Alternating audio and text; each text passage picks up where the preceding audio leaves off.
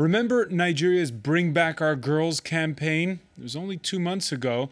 Well, not only are the more than 200 abducted schoolgirls still missing, but attacks blamed on the Islamist radicals of Boko Haram only seem to be increasing. This week alone, there's been the claim of a fresh kidnapping of dozens in a village in the northeast Borno State, a suicide bombing at a medical college in the north's largest city, Kano, attacks around Kaduna. The latest we're getting this Wednesday is of an explosion at a shopping mall in the capital, Abuja, at least 10 killed, and it's only Wednesday. Now, back in April, the worldwide outcry over Boko Haram triggered a Paris summit with regional leaders and pledges from France, the US, and UK to help. But what's been the upshot? Who to blame for the lack of results so far? Then, of course, there's Nigeria's president, Goodluck Jonathan, from the oil-rich southeast, who all the while has been feuding with northern politicians in the build-up to a likely re-election bid next February. We'll see how the commander-in-chief of West Africa's largest army is handling his demoralized troops as they try to map out a strategy. Today in the France 24 debate, Boko Haram on a rampage. And with us to talk about it is Patrick Smith, editor-in-chief of the Africa Report. Welcome. Greetings. Welcome back to the show. Hi. Welcome to Ebenezer Okpokpo of the France-Nigeria Association. Good evening. Thanks for being with us. And joining us as well, Louis Magloire-Comayou, who is president of the Africa Information Club. Thank you for joining us. Yeah. Cameroonian reporter, always welcome on the show. The France 24 debate, where you can join the conversation on Facebook and on Twitter. Our hashtag F24debate. It would be impossible to list all of the attacks of the past days. This latest one, of course, in Abuja, would be the third we've seen in 2 months, if it is indeed attributed to Boko Haram. How do you explain, and I'll start with you, Ebenezer, how do you explain the fact that there is this spike in attacks that we've seen? I mean, it's gone crescendo, right, the past week? Well, it's difficult to explain, actually, the security situation in Nigeria today. Most of us don't understand what's happening. Most of us don't know why our security forces seem to be so weak, so unprepared for what has been happening in Nigeria in the last 18 months. We've tried to explain that, yes, Boko Haram, of course, is a terrorist group practicing a hit-and-run strategy, difficult to fight, of course. But there is a time when we have to ask questions concerning what our security agencies are actually doing. We do not understand what the police is doing. I don't know what the army is doing. If we cannot make Abuja a safe place for everyone, big and small, then I wonder why. I wonder how we can say we are responsible for a country as big as Nigeria. I am disappointed with the pace of bombings. I'm disappointed with the state of unpreparedness of our troops and all that. And I sincerely want to know what is happening in Nigeria. That's my state of mind today. That's the amazing thing. People don't know. Boko Haram has been around for what, 5 years? And Patrick Smith, we still don't quite know what they're about. Well, the best guess is they're about many things all at the same time. And there seems to be a military leadership led by Abubakar Shekau, and they seem to be very targeted on doing as much damage to as many institutions that they associate with Western values and Western culture, the schools, the colleges, and we saw this week the bombing of a venue that was showing World Cup matches. That's right, yeah. I mean, they've got that in common with Al-Shabaab in Somalia. I think there's another part of it that is more ideological, if you like, that is more sort of wedded to the Wahhabite radical Islamist doctrine. and the other parts of it that may just be complete opportunists hitching themselves to a bandwagon. In Afghanistan, people talk about the $1 a day Taliban fighter. You now see in northern eastern Nigeria, you've got the $1 a day Boko Haram fighter. So as the more they pursue this military strategy, the more they're going into villages and saying, "Do you want a motorbike and do you want $100? Join us and fight." And that's quite an appealing prospect to a 16-year-old who has little education, doesn't have much prospects of a job. So I think as it goes on, the organization's becoming more and more differentiated within itself. And perhaps, at least that's what the security authorities are telling us journalists, that might give them an opportunity to begin to sort of break down the organization. But right now, it's looking extremely bad. It's going the other direction right now. And they're saying, some analysts, that this spike in attacks could be linked to their demand to have some of their brethren released from prison. Well, that's what they started with, the abduction strategy. By taking the 250 schoolgirls and then turning that into an international crisis taken up, by the Nigerian diaspora across Europe and the States, but also by the sort of cognoscenti in Hollywood and Washington. They raised their profile. I think they thought that was going to put them in a negotiating position. But it seems the government's in a bit of a stalemate. The government is saying, on one hand, we can't do a military attack because that will put the lives of the girls at risk, but then we won't negotiate because we're not going to get into some sort of bargaining with terrorists. So I don't know what option that leaves the government. That's really not clear what's going to happen. But a lot of people think eventually, like a lot of terrorist groups, they will get into some sort of negotiating procedure with the government, and they'll get at least some of what they want. All right, we're getting word now that death toll from the blast in Abuja continues to rise. At least 21 killed, say police. And we're getting reports, one from the Associated Press, of eyewitnesses talking about body parts at a mall in Abuja. This is, again, the third time in 2 months that the capital's been struck. The pace of bombings actually is becoming alarming. Every Nigerian knows and I think acknowledges that, yes, we can no longer continue that way. Something has to be done, but those are political decisions that seem to be difficult to take because we do not have, I think what actually the Nigerian government is facing is the final decision to say, look, listen, let us declare a full-fledged war against Boko Haram. But you don't have an opponent opposite you. Like I said, we do not know what Boko Haram is. We do not know who they are. We do not know where they are, etc., etc. You hit, they bomb, and they run and hide. And so the military has a lot of difficulties actually fishing them out. If we had someone to talk to, you would discuss and say, what do you want?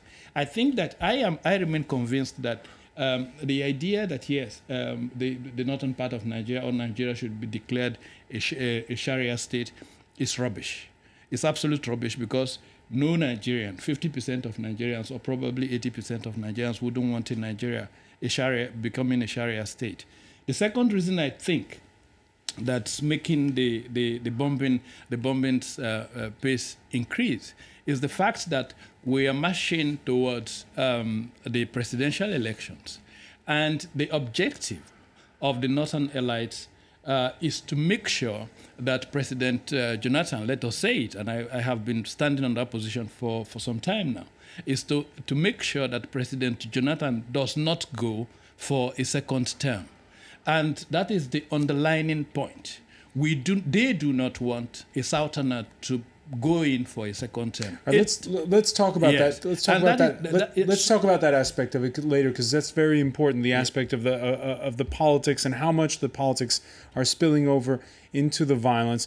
First, though, to get a complete picture of all of this, and I'll turn to you, Louis Magloire-Camaillou. This week, Cameroon getting involved, announcing that there were 8 suspected Boko Haram militants killed in a raid on the main market in the northern Cameroonian city of Maroua. with 17 people still in custody, I believe. Yes, the fact is the neighboring countries of Nigeria misconsidered the phenomenon. They considered it was an intern problem of Nigeria. It is not the problem. And that's why generally when Boko Haram was attacked in Nigeria, they had an issue. They could leave the country and go through the border to Cameroon, to Chad, or to Niger without any problem. There was nothing happening with them. And there was also another issue is the cooperation between Nigeria and those neighboring countries. We had a big neighboring problem, border problem with Nigeria, Cameroon. So I don't think we've already solved this problem. And that is one of the reasons why the two countries didn't have the possibility to discuss straight of the issue, and probably why Nigerian authorities decided to speak with the Cameroonians through Paris, through France. And now we are facing a problem where if it is an international, because we have the other African countries involved, but we have also those hostages who were picked up by Boko Haram. If that's an international issue, one of the main authorities who can speak about it, it is the African Union. And I'm surprised there is no declaration, there is no meeting organized by the African Union to solve the problem. And that's one of the problem that I can. Well, let me ask you then. We know that the Nigerian army is overwhelmed. Are Cameroonian paramilitaries overwhelmed? I know that the president talked about sending 3,000 crack paramilitaries to the north. Is that enough? It's enough because they are prepared. There were already military forces on the ground, on the field, protecting only the tourists. At the beginning, it was only for the tourists. It's special part of the army, it is intelligence and all of that, special forces. So they were there. They've increased the number of those special forces. So they are really right to fight the Boko Haram. So you're now. saying is that Cameroon's army better prepared than Nigeria's army? For that issue, yes. Patrick Smith? Well, it looks like it. I mean, if one goes by the count that the Cameroon authorities have been giving in the last few weeks, they seem to be having more success targeting Boko Haram. I guess you need a bit of historical perspective. I mean, traditionally, as this thing, played out, Cameroon was seen as a safe haven for Boko Haram, and they seem to have a free passage there.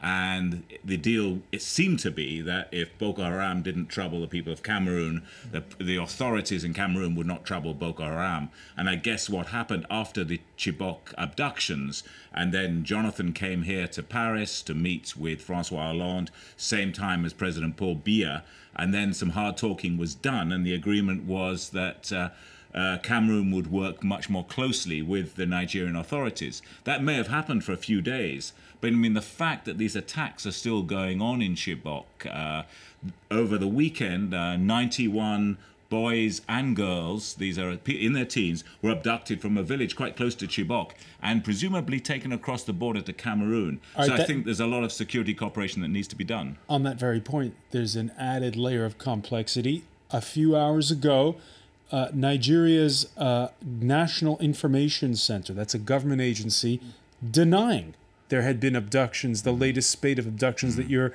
referring to in Borno State. Based on available facts before us, there was no abductions of 60 persons in Borno State. A flat denial from Nigerian authorities. This after several eyewitnesses said the contrary. Well, that's right. And we've had the Associated Press has been reporting this. The BBC has been reporting this. I think the New York Times has. I mean, quite a few different sources, as you say, quoting eyewitness reports. That's part of the problem in trying to understand this crisis. You get so many conflicting stories, and indeed the Chibok kidnappings themselves. I mean, initially after they were reported, there were people, spokespeople in the army saying that all the girls had been released. So there's a lot of information and disinformation flying around. A lot of information and disinformation flying around. Again, if you're just joining us, the death toll in Abuja from the latest blast, at least 21 killed. And that brings us back to what you were saying a short while ago, Ebenezer, about how Nigerians perceive all of this. Some, at one point, we even heard the First Lady of Nigeria say that the girls hadn't really been abducted. No, well, let's be serious. I think that there was an abduction. What worries most of us is the number. How can anyone in Nigeria of today abduct 200 girls and then disappear, and no one, in the type of routes we have, when you know that these girls are going to travel in buses and etc. In motor cars and all that, how would such a convoy leave Chibok and travel to a destination where we say we don't know, an unknown destination in the Nigeria of today? And that's why when we talk of people knowing and not saying anything, that's it. How it's not possible in the Nigeria of today for such a convoy to pass through villages, pass through towns to a forest, and then no one sees. How would they feed those girls? How do those girls live? What is the how do I say, the infrastructures around the area? The logistics to keep those girls alive or keep them killed, I don't know what's happening to them. But the logistics around keeping 200 people, Well, it's impossible. It's practically impossible in the Nigeria of today. Le Monde's Africa editor, Jean-Philippe Remy, who was supposed to be with us but could not, unfortunately, join us. He had a last-minute emergency to deal with. He just been to that area, and he published an expose in which he talks about having to drive at 180 kilometers out of fear of being attacked, and how the soldiers themselves, who don't speak the local languages, are scared and and afraid of getting killed at any moment. Look, listen, in the Nigeria of today, it's absolutely normal. In the Nigeria of today, it's absolutely normal. Let's not deny these facts. When you want to send soldiers, for example, to the north of Nigeria, no one wants his or her child to be killed for how much. That is it. The salaries are so low that you don't want your child to be killed. So you don't believe that they've taken over these areas on their own, Boko Haram, that they are? No, I do not believe that. I believe that if really we want to get out of this situation, that we have a solution. A solution is dialogue. The guys right now, those who are in charge of Boko Haram do not want, and those who sponsor Boko Haram do not want any sort of dialogue, because I think, and I continue to believe, that it is a political thing. It's absolutely not any other thing different from the forthcoming presidential elections, and that the objective is to make sure that, yes, President Jonathan is seen as a weak president, a president who doesn't decide, a president who doesn't fight against Boko Haram, and let's not give him a second chance for the presidency. Ebenezer Okpokpo, linking it to electoral politics. We'll ask the rest of our panel when we come back. One reaction for you, even with all the military checkpoints, this from a viewer, they have entered Abuja again. This is scary. We'll have more of your reactions and more of our debate when we come back. You're watching France 24.